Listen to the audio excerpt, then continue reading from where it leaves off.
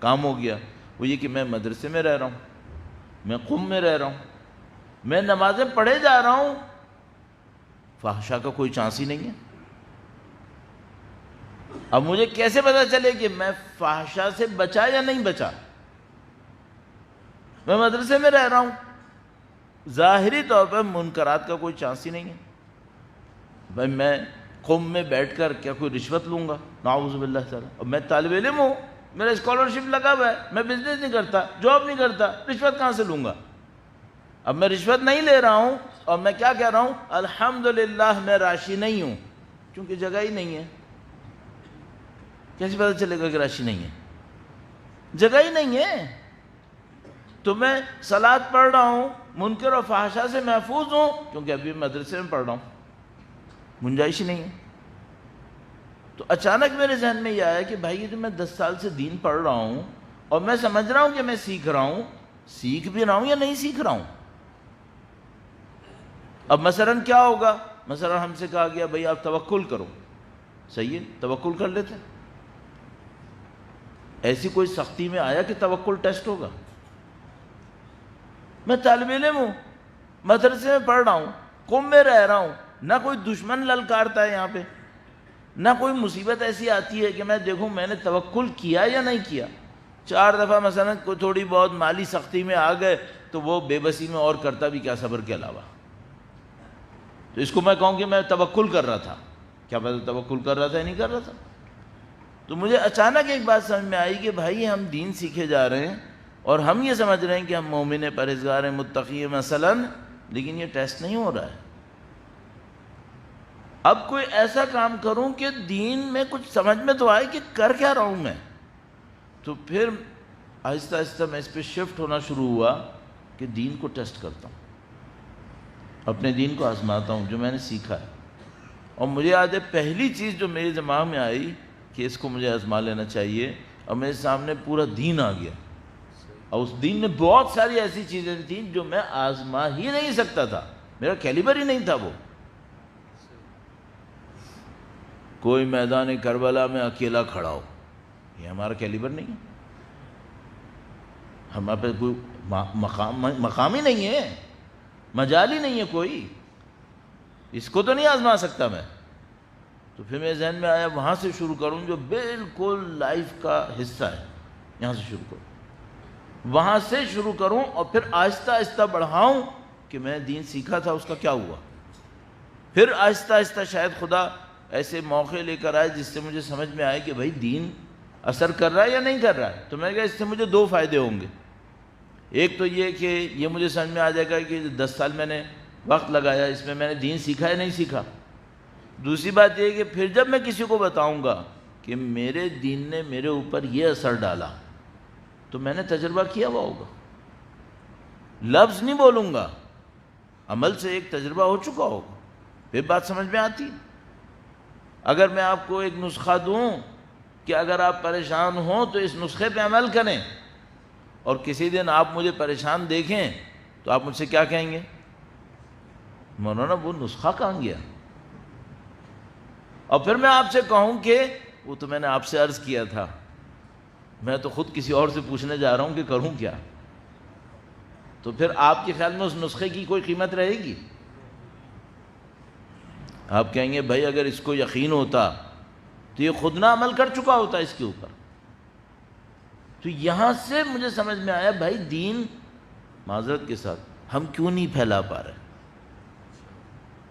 اس لیے نہیں پھیلا پا رہے کیونکہ جو دین ہم لوگوں کو دینا چاہ رہے ہیں شاید وہ ہمارے اندر ابھی اندر محکم نہیں ہوا ہے، زبان پہ ہے۔ اور ایک بات مجھے سمجھ میں آئی ہے، دین زبان سے نہیں پھیلتا ہے، دین قلب سے پھیلتا ہے۔ کونوا دعاۃ للناس بغیر السنتکم، تم لوگوں کے درمیان مبلغ بن جاؤ اپنی زبان کے بغیر۔ اس کا مطلب کیا ہے؟ اس کا مطلب ہے دین زبان سے نہیں پھیلتا، دین لہجوں سے نہیں پھیلتا، دین تقریروں سے نہیں پھیلتا، دین خطابت سے جس معنی میں ہم لوگ کہتے ہیں اس سے نہیں پھیلتا۔ دین کس سے پھیلتا؟ دین پرہیزگاری سے پھیلتا۔ آپ نے شاید تجربہ کیا ہو اور شاید نہ کیا ہو آج کے ماحول میں گم ہونے کی وجہ سے۔ ہم لوگوں کے اجداد میں یہ بہت تھا کہ کوئی شخص پرہیزگار ہوتا تھا، نہ وہ مولوی ہوتا تھا، نہ وہ خطیب ہوتا تھا، نہ وہ اہل منبر ہوتا تھا، نہ حتیٰ نوحہ خان، مرثیہ خان، سوز خان، سلام خان ہوتا تھا، لیکن دین پھیلاتا تھا۔ دین پھیلاتا تھا۔ کیسے دین پھیلاتا تھا؟ صبح شام کی زندگی اس کی دین پھیلاتی تھی۔ لوگ اسے دیکھتے تھے اور لوگوں کو خدا یاد آتا تھا۔ دین ایسے پھیلتا ہے، جو مجھے سمجھ میں آیا۔ اب اس کو دیکھتے ہوئے میں نے پہلا تجربہ کہاں سے شروع کیا؟ پہلے عرض کر چکا ہوں، تھوڑا سا تفصیل سے میں نے عرض کر دیا ہے، اس کو دوبارہ عرض کرتا ہوں۔ درود بھیجے گا محمد و آل محمد پر، صلی علی آل محمد وعجل فرجہم۔ سب سے پہلے میں نے تجربہ کیا وہ ایک عظیم الشان عبادت پہ کیا، جس کا وقت تو کم تھا لیکن اس کی فضیلت بہت زیادہ تھی۔ سوچو کوئی ایک عبادت ہو جس میں وقت لگے 1 منٹ اور ثواب ہو 1000 رکعت نافلہ سے زیادہ۔ وہ وہی جو آپ کے ہاتھ میں ہے، بی بی کی تسبیح۔ 1 منٹ لگے گا آپ کو اگر آپ نے ہلکے ہلکے پڑھا، ورنہ میں بہت دفعہ عرض کر چکا ہوں، لوگ 15 سے 20 سیکنڈ لگاتے ہیں۔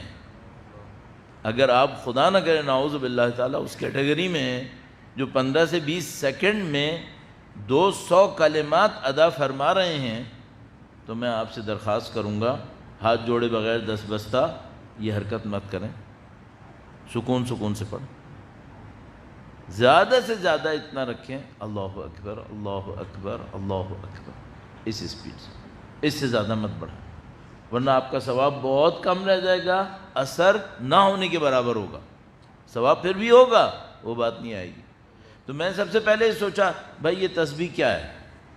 ظاہری طور پر بچپن سے سن رہا تھا، بچپن سے میری والدہ نے مجھے نماز سکھائی تھی تو تسبیح پڑھنا سکھایا تھا۔ پہلے تو ہم لوگ واجب سمجھ کے پڑھتے تھے، جب تک ہم قم نہیں گئے تھے ہم سمجھتے تھے یہ نماز کا واجب حصہ ہے۔ البتہ اس زمانے میں واجب مستحب کی تمیز نہیں تھی، بس جو والدین نے سکھا دیا ہم سمجھتے تھے نماز پوری یہی ہے، تو ہم لوگ قنوت سمجھتے تھے واجب ہے۔ اور یہ جو 3 دفعہ اللہ اکبر اللہ اکبر اللہ اکبر، اس کو ہم سمجھتے تھے یہ واجب ہے۔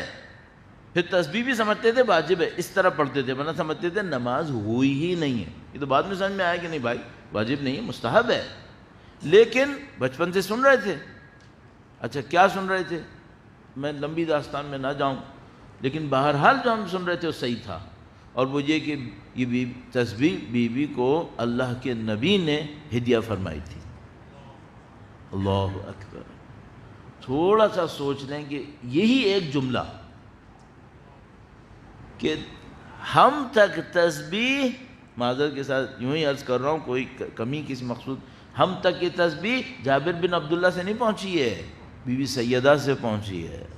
اللہ اکبر۔ درود بھیجے گا محمد و آل محمد پر،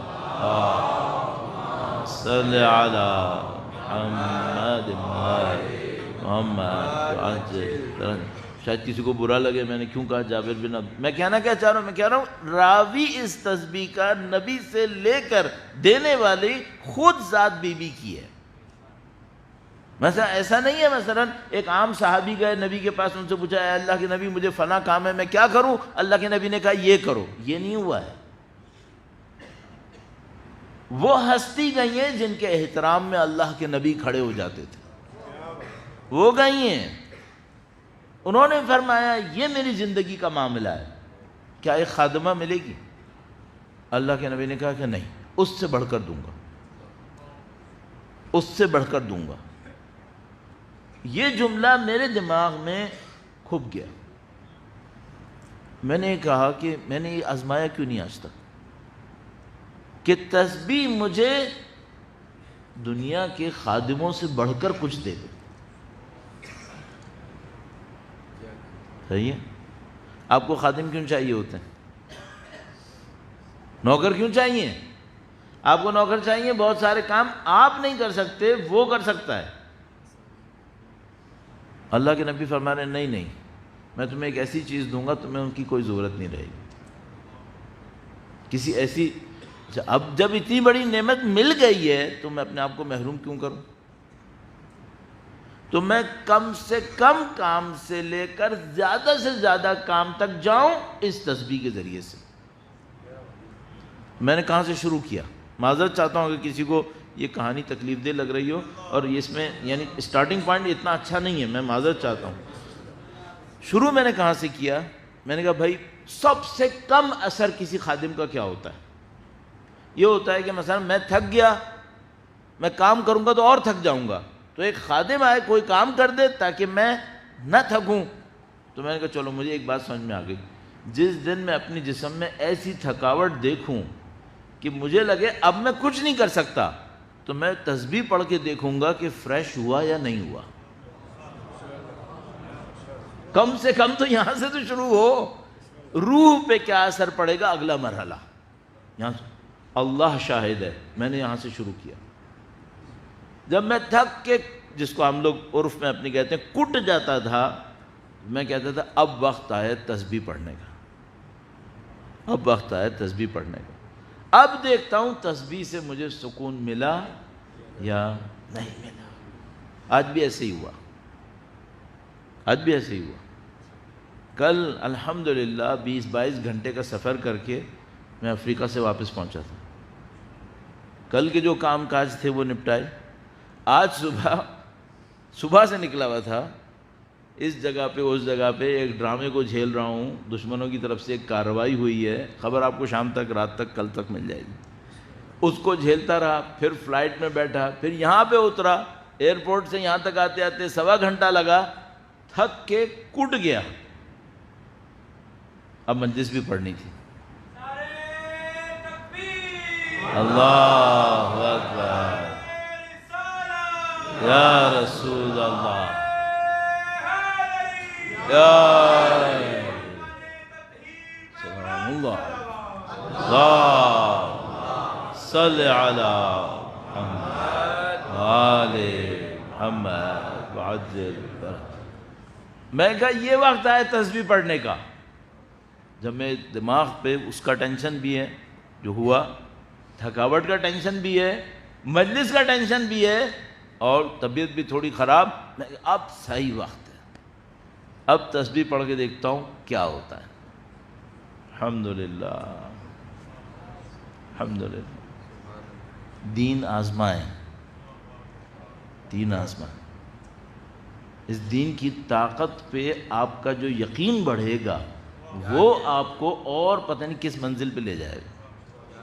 دین کو آزمائیں، پھر جب آپ مطمئن ہو جائیں گے نا، ہاں اس نے اثر کیا، ہاں پھر دیکھیے گا، پھر آپ کو حوصلہ ملے گا۔ الحمدللہ رب العالمین۔ دیکھیں ہم سب لوگ یہاں پہ موجود ہیں، الحمدللہ رب العالمین۔ جو بچے ہیں ابھی عمر میں کم ہیں، شاید ان کو ابھی وہ موقع بعد میں ملے گا، لیکن ہم میں سے بہت لوگ ہیں جنہوں نے اپنی زندگی میں بڑی بڑی مشکلات مولا ابو الفضل کے نام پہ ختم کروائی ہیں۔ ہے یا نہیں ہے؟ ہم نے کروائی ہیں۔ اب کوئی دشمن ہم سے کہے عزاداری سے ہٹو، ہٹ سکتے ہیں؟ ہم زندگی گزار چکے، بلکہ میں ایک جملہ عرض کروں، ایک زندگی نہیں 1400 سال گزار چکے ہیں۔